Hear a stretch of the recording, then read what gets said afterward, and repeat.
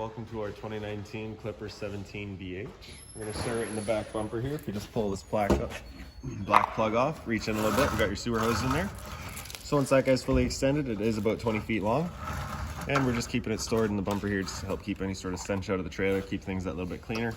Also, those two ears there, just take note of those. That's how we'll be hooking it up to your sewer system. Press that plug back into place. In this corner, as well as the other corner in the back here, you've just got these stabilizer jacks. So what they'll do is they'll just come down, contact the ground, give them another turn or so just to firm them up, and you'll see that'll just get rid of any sort of bounce or sway that you got in the unit. Keep it firmly planted while you're out camping. Shane, you have a call waiting on part 1. Shane, part 1. All right, and just ahead of that, we got your extra sewer system here. So we just got that cap there. You're just gonna kind of press it in, pull it off, and you can see it's got the same sort of ear style that your hose had. So that'll be attached in the same way. Press it on, give it that turn, it'll click on, and that's that. On the left, you got a gray valve. On the right, you got a black. So that black valve is controlling your black tank. That's gonna be for your toilet. So that's gonna be your dirtiest water. We'll dump that first. After that, we'll come to the gray water. And that's gonna be filled from your sinks as well as your shower. So typically cleaner water, we'll dump that last just to help keep that hose as clean as possible. Right up here, we got a cable and satellite inlet, so just a coax cable plug into there, fire up at your TV location. In front of that, we've got your power cord, right? So the short cord does pull about 20 feet long, standard 30 amp end there. Most campsites, you're gonna have that. You can just plug straight on in and you're good to go. We'd also provide you with a 15 amp adapter, so if you're looking to plug in at home to charge your batteries or run your fridge, you got the power to do so. Right here, we've got your hot water tank, so you just got that little keyway there, just pop that up and line it up. It'll pop on open. Before you ever turn it on, you just want to hit that relief valve right there. You should get a little bit of water coming out. We're not right now just because the unit's currently winterized and this hot water tank's empty. But before you ever turn it on, once you've got it in summerized mode, this guy will be full. You'll hit that, some water will come out, then you can go inside and hit that switch to fire it up. Once we get in there and do hit that switch to fire it up, I'll go over a reset procedure, and the button that I'll refer to is just right here. Closing that back up, we're just gonna line up that keyway, lock it back down, and it's simple as that. Ahead of there, we've got your fresh water location, so you're just gonna unscrew that cap there, take your water hose and plug it into that hole there, turn on the water, and that'll fill up the fresh water tank. Down below that, we've got your city water connection, so same idea. You're just gonna take your water hose, plug it into there, turn it on, that'll pressurize the water lines throughout the unit. Down below that, we've just got your fresh water tank drain, so you're just gonna undo that cap there, drain out the tank, and right up above that, we've got your low point drains. So the purpose of those would just be to get rid of any sort of stagnant water, just drain it all out, make sure that your water lines are empty before leaving the unit. Ahead of that, we've got your storage compartment here. So in here, you can see we do get a little wheel for that front tongue jack there if you wanted to put that in. And then right in front of that, we've got your water hose here, as well as a park adapter for you. Right. So your 30 amp cord into there, 15 amp to a standard outlet. Right. And I'm just gonna reach in a little bit. And here we've got your manual jack for all of your stabilizers. Closing that back up. Towards the front of the unit, we just got that little black box there, so that's going to be housing your battery. So as long as you're plugged in through that short cord or your 7-pin to your tow vehicle, that battery is charging for you. Propane tank here, so standard barbecue style. You're just going to turn that valve to open it up. Simple as that. Standard tongue jack up front. Other end of your storage compartments here, so that just to see straight through to the other side. It is also accessible from underneath your bed. Making our way back, we just got 2 service ports for your fridge there. Nothing back there for you to worry about. Right, and here's your GFI protected outlets. You do have power outside. The reset is inside the unit. Up from there, we've got your stove vent. So of course, propane stove is putting off fumes whenever you're using it. So you just want to make sure this vent here is opened up and your fan is turned on inside, evacuating said fumes. Down here, we've got the exhaust tray furnace, so you just want to make sure nothing's blocking that off. If you're running that furnace, it does get hot. And then right in the very back of the unit, we just got your spare tire, as well as a pre-installed mount for an observation or backup camera. That's your entry door here. You do just have that little T-latch there, so that would just slide into there with the door open, just holds it open at 90 degrees. So just that, slide it in, and you can see it holds it there. For your steps, you're just going to grab it and pull on out.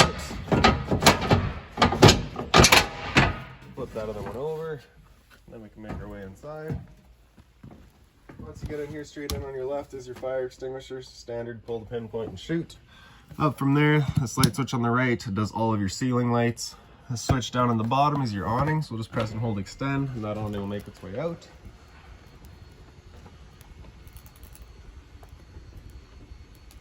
once that awning's fully extended, you'll just see a little white flap come down, as well as the black of the metal tube, if we can make it all the way. Yeah, we should be able to. Once you see that flap in the tube, you're going to want to stop. So that's going to be the flap there. It's just not quite coming down.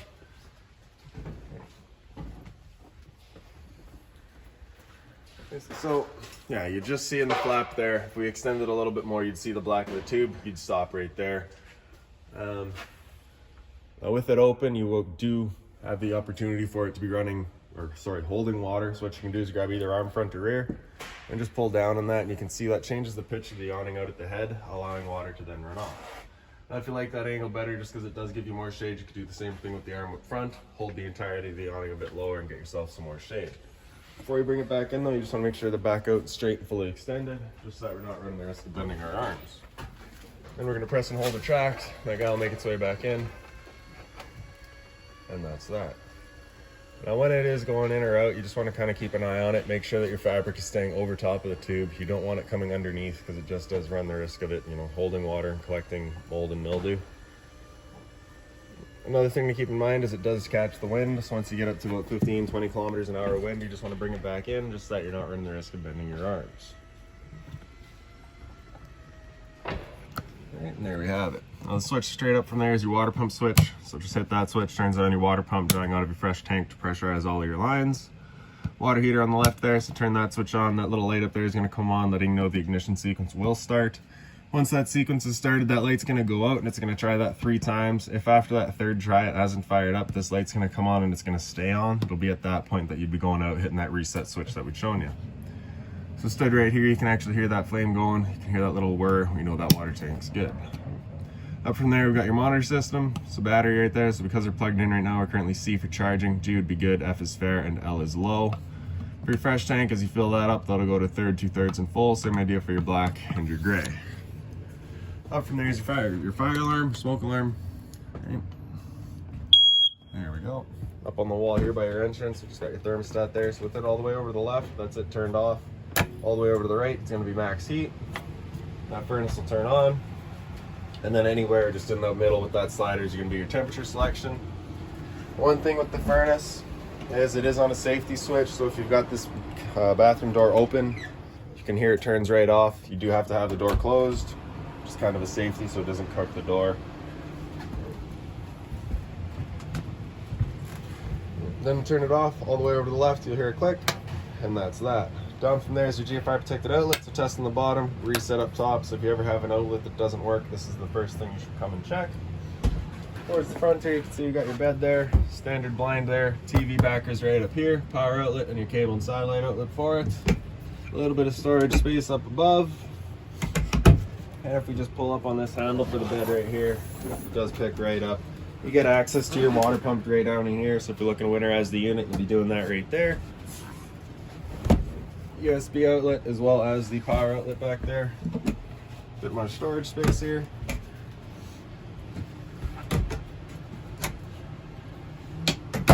And then at your dinette here, so you can see you've currently got that down. You just take your back cushions, fill in the middle, and you kind of get that extra bedding spot. Morning comes and we're ready for breakfast. We're going to take that, throw them in the back, grab the stable here, and fold down these legs.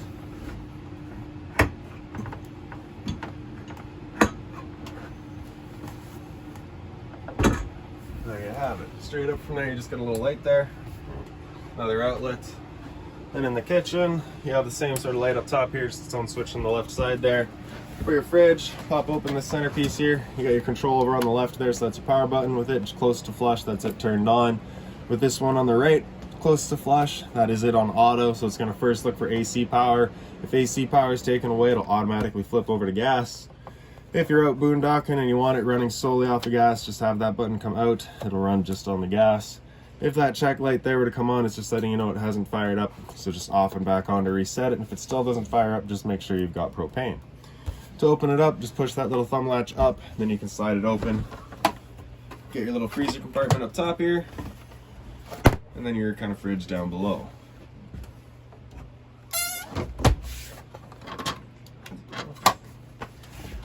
Hot and cold water at the sink, of course. A little bit of storage down below. Just be mindful of our drains and our water lines. We of course don't want to be breaking those. Kind of got like a little empty compartment here, so sometimes we would have a microwave here, so you do have the outlet there if you wanted to put one in. Down below that we've got our range vent, so this is a light there for it, and this is the fan that we were talking about outside. You want to make sure that's turned on, and we can turn it over to high, hit it with a lighter, and you see she fires right up. Now the first time you come and use the unit, it may take a minute or two to fire up a stove or a propane appliance, just because it does have to clear some air out of the propane lines. That is perfectly normal. A little bit of closet space here. Down below that, as we saw earlier, was your furnace. So you just have this little guy here, that little duct. You just kind of shoot where you're shooting it. Down below that, it's your power converter. So just press the top of the center, pops on open. On the left side, we got all of our breakers. Whenever a breaker breaks, it'll sit in the middle. So just turn it off and then back on. Then on the right side, you get all of your fuses. Down in the bunk, they are both pretty well the same, but you just got this little light back there. Well, its own switch. The USB outlet in the back there. I believe it's the same thing up top here. Yep, USB outlet and a light with the addition of the emergency exit here. So you're just going to take this handle there, throw that outside, grab that red tab to pull off the screen, and hop on out. And into the bathroom here. So your light switch is just up on the wall there. The toilet in the back here with the flusher right down front and center.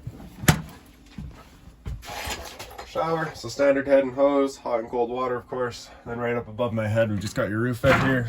Just gonna turn that, opens it up, simple as that. Right.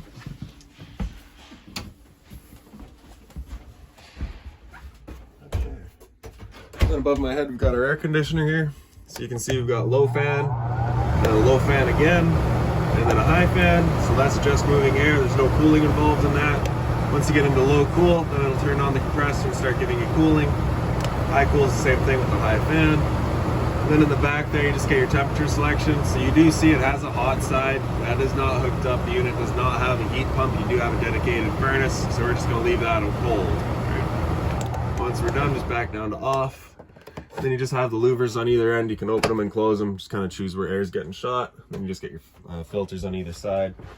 And then lastly for this unit is going to be your LP detector. So propane's heavier than air, it'll sit on the floor. This guy will detect it and start going off just like your smoke alarm. And that is that. So if you've got any other questions on this little guy, please feel free to give us a call, 204-237-7272.